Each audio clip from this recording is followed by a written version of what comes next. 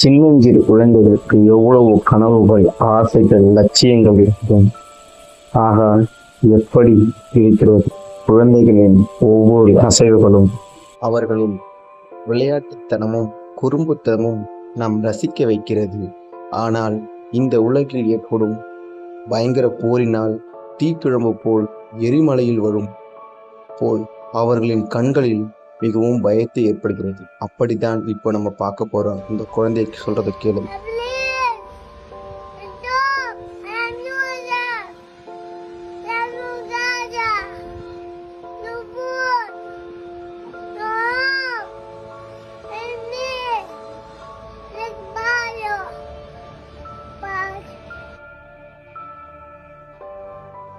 இப்போ நீங்கள் பார்த்துட்டு இருந்த இந்த வீடியோவை கேட்டுட்டு இருந்த விஷயம் நல்லா புரியும்.